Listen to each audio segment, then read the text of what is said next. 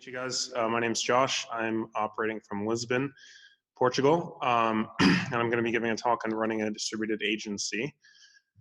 How's everyone doing? Anyone can say great, or people can stay silent. Great, pretty good. Awesome, awesome. Great to hear some voices. Okay. Yeah, feel free to just, anybody who wants to jump in at any point and make a comment, just make some noise and I'll hear it, and then I can stop and attend to that, because I think these things are better when it's sort of catered to the people in the room. Let me just start by saying I don't really like the word agency for a lot of reasons. It kind of has this connotation of, people passing their work off to somebody else, a lot of selling involved, sometimes overpricing. I'm running a software development group. It's not quite an agency, but we operate in that capacity now because we have to in the current environment and economy. It's something that we want to get away from. But the name of the organization I'm running is called Unit Engineering Group. It's actually the name is in tribute to Michael for doing this. He's done an amazing job with it. We've been good friends for the past couple of years, and I'm very impressed with the way he operates. So spinning off sort of an engineering unit to push some of the stuff forward that he's trying to do himself. And we don't want to be an agency. It's not our aim. Our aim is to actually have multiple groups of people around the world working together in a unit so that we can pass work around and get really good things done for the people that we're working with. And I've had the privilege of just getting to know a lot of different people around the world and try and integrate everyone as best as possible. And a lot of times we do end up operating in this sort of agency capacity. So Michael suggested to give this talk on running a distributed agency, which I think is actually quite cool and relevant. And I want to talk about some of the things that we face that are maybe a bit different than what you would have from a traditional agency or traditional company. And of course, now given the current state of things, people are starting to experience this a lot more. So it's my honor and pleasure to be able to talk about some of this stuff. Briefly, background on myself: I was a software engineer at Google for a couple of years in New York City. Before that, I was a consultant, and then before that, I was actually a piano performance major at university and a mathematics major, so I wasn't even doing software. The past 2 years, I've been traveling. Been in about 30 countries. I've met a lot of amazing people, Michael being one of them. And currently, I've been in Lisbon for the past month or so, just sticking out the Corona times and operating my business from here. But we are working with people all over the world right now. A lot of the clients coming from the United States. So Alex, the one who introduced me, she's one of my partners in this. We met through a mutual friend that I actually found online through a posting I made. And this Peter, he's not here, but he actually left his regular job in Belgrade, Serbia to come and work with us full time, which was amazing. And they got to come and visit last year for a couple of weeks, and we got to talk a lot of this stuff through. One thing that we really all agree on is sort of the importance of group formation. So it's really almost impossible to run an agency fully remotely, in the sense that if people are just all one-off in one place, there's this sort of like loneliness that comes, and people can be very unmotivated. They lose sort of touch with what they're doing. But we've found through just everyone doing, this isn't theoretical, but this is actually practical. When people are in groups, 2 is okay, 3 is better, 5 is amazing. If we can have groups of people around the world working together, the sort of motivational issues, they go away, just like they do in regular companies. If you come into an office every day and you have somebody around you, then you get the opportunity to, socialize, talk with colleagues. You have people to fall back on for support. And it really helps to keep a lot of these issues at bay. So one of the things that's really important here is that if you want to operate anything like this, you have to have this notion of groups. And I think this is something we're facing a lot now with the sort of need for remote work. People have to understand that being in some sort of social group is extremely important. This need hasn't just gone away just because we're working remotely. So, obviously with the social distancing, it's a bit difficult, but in general, running fully remote groups, just having people together in the places that they are is very important.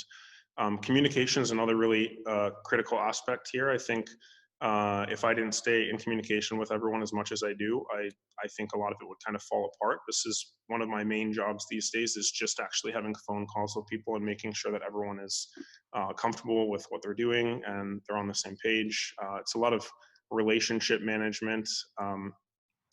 One thing that I found is really helpful is to actually just keep a roster of people that I need to stay in contact with, and then go through one at a time and make sure that everyone that I'm working with has been, they have everything they need on the communication side. Sometimes that's just a matter of reaching out and making a phone call, sending an email, writing a quick message.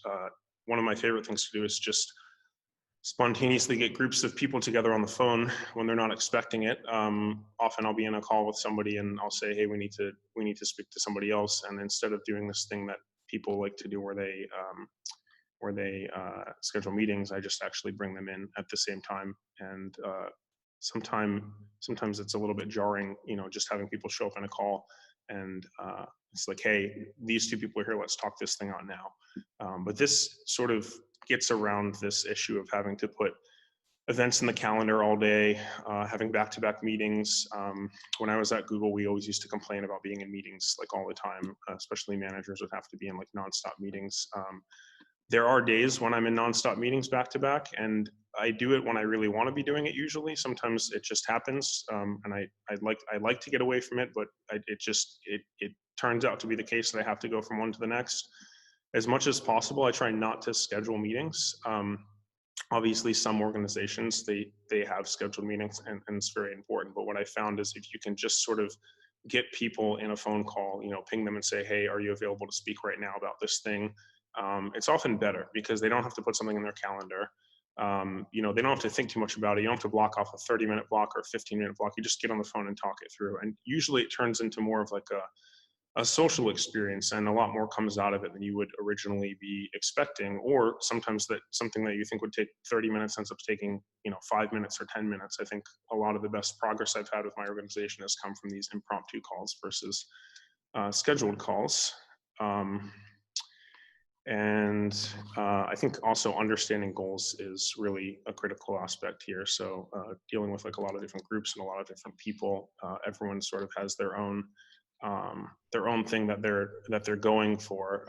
Just calibrating this to make sure that everyone involved is getting what they want out of it. One thing that I found in my experience at companies is it's so focused on what the day-to-day is and what the tasks that need to be done are, that people lose sight of what gets them going, what motivates them. My sister's actually working with us, which is really amazing. She's working from Miami, Florida. And I had a talk with her last week at the end of the week. We were putting together a proposal and she said, I feel like I'm not really contributing and I don't really know, how to help.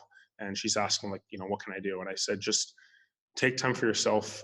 She's an amazing artist. I said, maybe there's a way that you can incorporate the, artistic aspect of what you're good at into what we're doing and just, look at some resources, try and find your own way. Like we'll support you through that, because I know if she's able to do that, she'll be able to deliver value. And I didn't talk to her for almost a week. And then we finally had a conversation last night where I was wondering, what happened to her. And she said, I took your advice to heart and I just downloaded a bunch of software and I'm working with, Adobe Illustrator, and she's put some design stuff together. She made an Instagram post for us. It was like, she said that it was the most productive week that she's had working with us. And myself and my partner were thinking maybe she's not even doing anything, but she actually was doing a lot. So I think this aspect of just letting people do the thing that they're really good at, it's something that you can do in this environment more so than in another environment, because there's not really that pressure of like, you're at an office with a bunch of people and you have to, perform because everyone's around you. There's this social pressure. If you have this sort of, this light layer of communication where people know there is some level of accountability, you will be checking in, but at the same time, most of your time is your own. You can do really what you want to be doing so long as you're working towards the greater good of the organization. I think instilling this philosophy, these kinds of philosophies, it's something that is maybe even easier to do in this kind of an environment, because there's not as much need to be around people all the time. You can sort of check in as you need. And let me take a quick break to see if anyone has anything, questions, anything they want to throw at me, any feedback, comments. I just wanted to ask Josh. Hi, it's Eugene. Hi, Eugene. Do you hear me okay? Yeah. I'm calling you from Frankfurt. Awesome. Awesome. Just a quick question. What kind of product or service do you do? What if you talk about your sister and artwork? And so what is your core business? Yeah, that's a great question. I have to be careful to not pitch and sell here. No pitching and selling, but just to answer the question, And it's a question we get quite often as well. So I'm a software engineer. We have a lot of software engineers working with us primarily. My aim is to not only be doing engineering, but to be offering general services. The reason I called it Unit Engineering Group is because I wanted to give this idea that we're an organization of software engineers. Our product is ourselves and our ability to work and jump into projects. And it's not, I don't ever want it to be a traditional agency where it's like, 20 engineers that are doing work together. I want it to be like 1,000 or 5,000 people that are available to do work. And one of the things we're focused on doing is making software engineering work more of a like software development commoditization, so that if a company needs something done, I'll be on the phone with CTOs and they say, well, we have this really big thing that needs to be done, and there's a lot of context, and it's too hard to onboard somebody. And part of my job is to show them there is a portion of that can be broken off and put into sort of a pipeline, which I refer to as like our external or internal backlog. And then people can pick it off and do it and put it back up. So this idea of software development commoditization, so that software engineers in smaller companies and CTOs can say, we don't have time to do this thing. Let's put it off somewhere, sort of into the software ether, and then it'll get back and be completely done. Not through an agency, but through like a group of engineers working around the world. And that's in any field? That's in factories, in service industry, it's in hotel, or you have a niche? It's a great question. So right now, primarily we work with software companies, like software startups, tech companies. But the reason I'm so invested in this is because I see software and technology growing, maybe not at an exponential rate, but more of a linear rate, so that in 10 or 20 years, there's going to be not only more software engineers, but more software in companies. So you're talking about like factories, hotels. Maybe they have 5% or 10% of their business is technology. Probably in 20 years, it'll be 30 or 40% of their business, or maybe in a factory, maybe it'll be 75% of their business. So any place that there's a need for technology, I want to get people in to solve those problems. And I don't necessarily want to be the one to solve the problems. I think what's important is being able to show other people, it doesn't matter where the people are that are solving the problems, it's technology. We're very technologically connected right now. So you can have somebody on the other side of the world, working on this tech issue for you. If you just talk about what it is, you put it out somewhere, then it can actually get done before you know it. You don't have to worry about doing it internally, assembling a team internally. You just say, I want this thing done. And we say, okay, we'll get it done for you. We'll figure out how to get it done, and then we'll put it back in. But that's not something you can do in like a super small group, I think. Okay. And you're saying you want to have, sorry, I don't want to, I just have, I think it's No, this is great. It's good. Other people might be wondering the same thing, so. Very interesting you're talking about. And you say you have an ambition to have 5,000 engineers, let's say, on it, right? And do these engineers that are connected to your, let's say, network, do they pay a fee or become a member? Or? I have to be really careful because this comes across like I'm trying to sell my business. I'll answer the question, but I was thinking, I'm actually looking for, I'm in the hotel business, so yeah, I know. So that even makes it more like a pitch. Let me say this. I'll answer your question, and then if you want to get my contact info afterwards, I'd love to talk to you about it. But I really, my intention is not to pitch what I'm doing here. I almost don't even. I want to get this idea of what we're doing as a philosophy. But in answer to your question, and I know this maybe sounds strange from a business perspective, but I'm going at it from a solution standpoint first. I have enough money for myself and the people working around me because we negotiate with clients to make sure that we're getting paid for the work that we're doing. But maybe different to most other people looking at it from a business, like how do you make money from a business standpoint? I'm looking at it as how do we solve this problem where I had a guy come to me last week who has a plumbing supply company that's doing $30 million a year in revenue right now, and they need an e-commerce store. And I just want to say, okay, we'll get you the e-commerce store and worry about everything else later. I know that there's revenue for this. It's more, can we have this problem solved of this guy wants something done and doesn't know how to go about doing it. So can we get this into a pipeline somewhere so that he can get it done and then his business can keep going? And to me, I know the money will come later. But absolutely, if you want to ping me afterwards, I appreciate the questions. I just want to be very respectful of Michael's rules. They're good rules. Yeah. Hi guys, may I jump in and ask a question as well? Yes. I just want to know, Josh, I'm running a branding agency and I'm leading a digital team as well. We're trying a lot of software tools. So I'm curious to know, what are you using? Are you using Zoom when you mentioned to call in a team right in the minute to call them together? What are you using? This is a great question. I love this question. a lot, and for a number of reasons. And let me say also, I don't know if I mentioned this.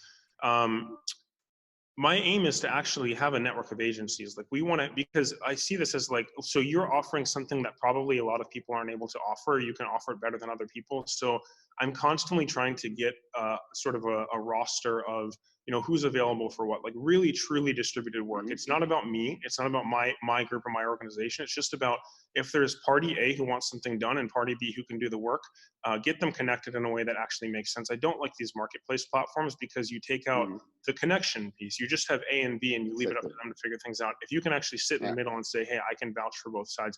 Okay, so let me answer your question here. I have my preferences. I prefer Telegram for everything except video because you can't do video on Telegram. If it's up to me, I do text on Telegram to the point where I invite everyone involved in my organization onto Telegram and say, please get on there. I don't enforce it. I just say, if you want the fastest communication for me, come onto Telegram. If I want to do a video call, I use WhatsApp because it's just super efficient. I can have somebody in a video call and then say, hey, let's add a third person in. It only goes up to 4, but it's usually sufficient for these sort of impromptu meetings. With that said, those are my preferences. I can't stand Slack. It's one of my least favorite tools, but I have 7 Slack teams that I'm an active member of that I have to go through every day and respond to messages, and all 7 of the Slack teams, not for me, but because other people use them and I can't really expect to change how other people are using things. I prefer Hangouts, not because I used to be at Google. I actually think a lot of Google products are trash. Hopefully that doesn't make it to the wrong places. But because I think it's a good product. And I think Zoom is maybe a little bit more complex, but it's good. And there's, you know, these potential issues with like malware and whatever. So I don't use it. I don't ever say, hey, let me start a Zoom meeting, because I'm much more comfortable starting a Hangouts meeting. But to me, it's all about communication. The tool doesn't matter whatsoever. So if somebody's comfortable using a tool and they can, oftentimes they'll say, hey, can you send me the link for it? And they're like, well, you can get to it. It's like, I know I can get to it, but if you can just send me the link, so I just click on something, to me, it doesn't matter. For my brain, I'm clicking on a link. Next thing I know, I see a face and I hear audio coming in. It doesn't matter if it's Zoom, WhatsApp, Hangouts, Telegram, as long as it's something that's working. So I think the answer is whatever other people are already comfortable using, I'm trying to use the same thing. Cool, thanks. Yeah. Okay, great. Any other, and I guess we're kind of at the 20-minute mark here. So let me run through and see if there's anything else I really want to call out here. Okay, I guess sort of the candy of this as well. I just jumped down to the bottom here. I left Google because I was really unhappy in New York, almost irrationally unhappy, because people would say it's like a perfect situation. I quit. I didn't have much money, and I went traveling for like 1.5 years, and I spent all my money, not only once, but several times over. I'd spend all my money, I'd go back to work, earn more money, I'd spend it all, I'd go back to work and earn more money and then spend it all. And it finally got to the point where I was like, okay, I should figure out a way to do this, sustainably, so that I'm traveling and earning money. And what I found is this sort of business, this distributed model, I'm going to not say the word agency, is not only sustainable, but it's quite amazing, the sort of potential that comes from it. So, I mean, this is sort of like the digital nomad thing, which I also don't like that term either, but I don't have time to get into why. The location independence aspect, being able to work with people from all over the world, both on the client side and the engineer side, allows the caliber to be significantly higher. So I'm constantly filtering for like extremely high caliber clients and extremely high caliber engineers. And then I get to pitch it both ways. When I'm talking to an engineer, I say, well, we have the best clients because I can look anywhere for them. And when I'm pitching to clients, I say we have the best engineers because I'm looking anywhere for them. When you do this at scale, when everyone's doing this, it's no longer like the best, because there's only so many best. It's just really high caliber. But what I like about it is it causes the caliber to increase. So if you have this model of like location agnostic, you can really set the bar higher for the entire global population of the workforce, where everybody says, okay, we have to be a better company because we're competing literally on a global level. And an engineer says, I have to be a better engineer because I'm competing on a global level. So this is something nice that's just falls out of work. Just briefly, I'm traveling quite frequently. I was in Morocco last year, like in the markets, and I was taking business calls in the markets. I find that I am beholden to my work in the sense that if I'm in the middle of like a dinner date or an event and I have a meeting with a client because of a time zone difference, that comes first. I actually step out of wherever I am. Sometimes I take calls on busy streets because I don't have any other choice, but work comes first. And by putting work first, I'm able to do things like travel while I'm working.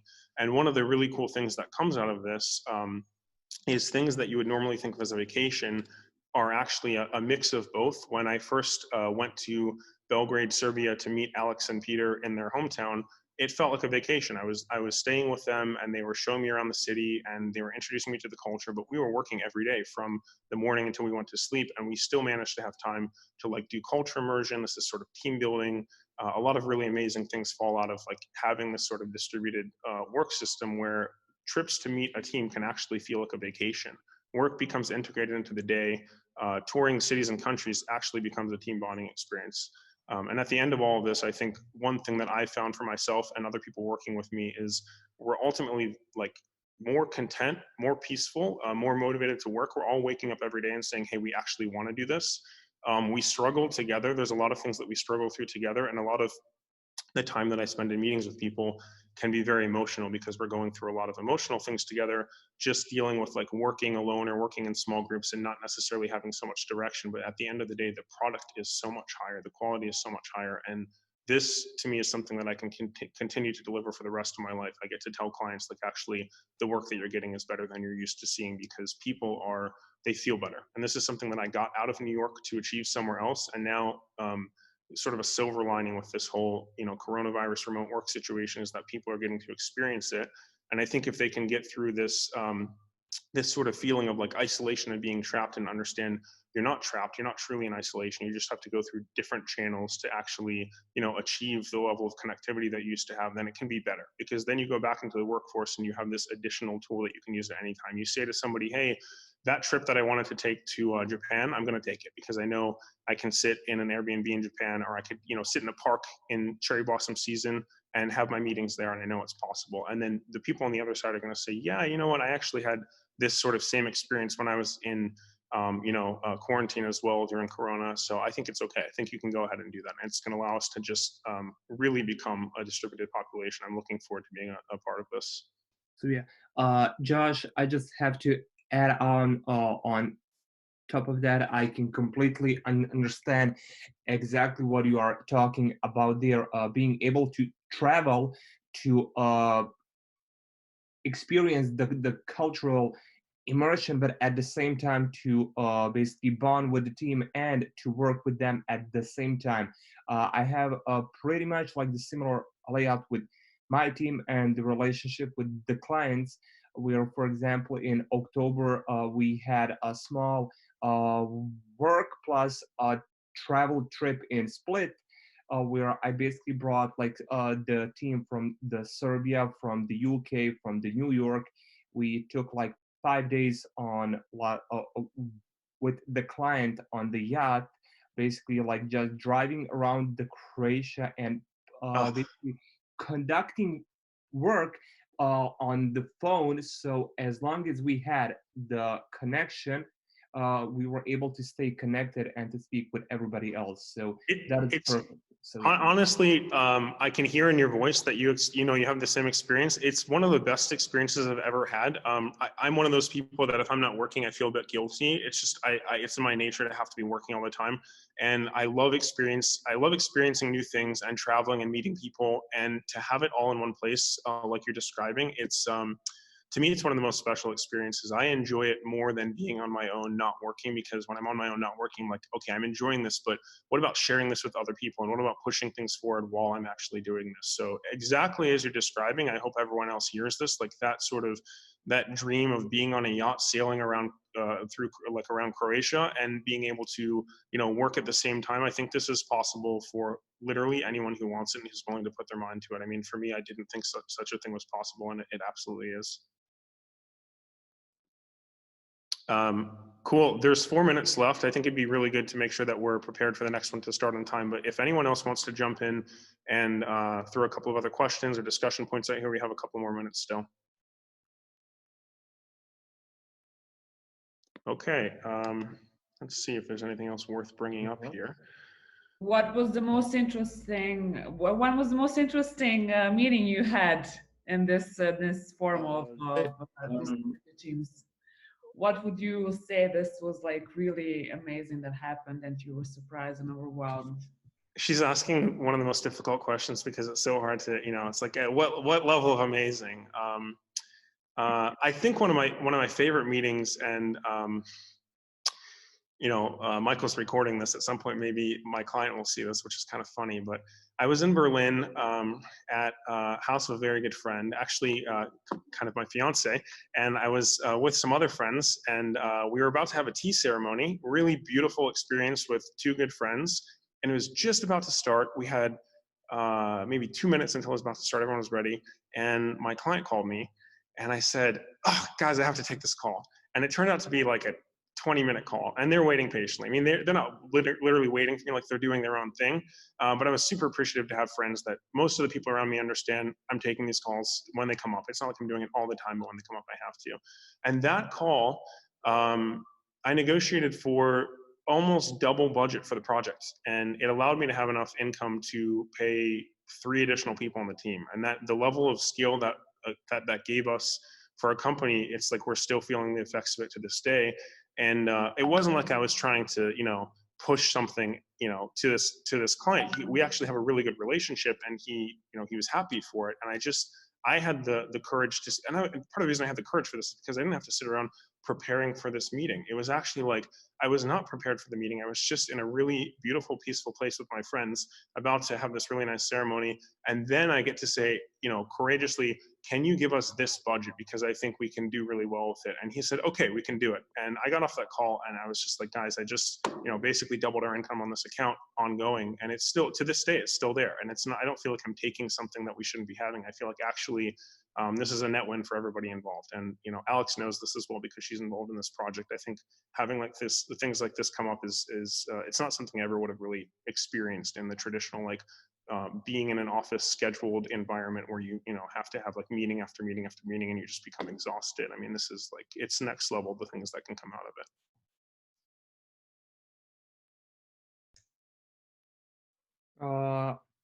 I believe that Emir here had a question about measuring performances. I just read That is such a good question. Wow. about measuring performances like this. Sorry guys, I had like a little bit problem with connection. The thing is, remote teams are great, and we are using that in company a lot. Yeah. But when measuring performances, I really struggle with all day looking at commits and progress. Yeah, 100%. If they are not over communicative, then it's really hard to see where we are going. Please ping me after. I want to be really respectful of the person who's coming in at 1 p.m. If they're not here, I can keep going, but I think there's a good chance they're here. It's such a good question, and it's something that I struggle with continuously, but I've actually developed some really good mechanisms for handling this. And I think that the rest of the people here could actually use the answer to this question, because me and Emir, basically the two of us are partners in the company, so he is struggling a lot in terms of the performances of tracking down. Okay. So yeah. Paul, do you know who's next? Who's coming in next? And if they're here, I can talk for just maybe another 60 to 120 seconds. I just want to make sure that they're okay with that. That's absolutely fine. Okay, great. Thanks, Daniel. So yeah, one thing I found is it's performance is one way to put it. Accountability is sort of another aspect, or it's another sort of side of the coin. And I always am looking at it from the accountability standpoint. And I'm a bit ashamed to say this. I'm not really ashamed, but I used to be. I was not a good worker, especially at Google. I would often work 2 to 3 hours a day and get nothing done.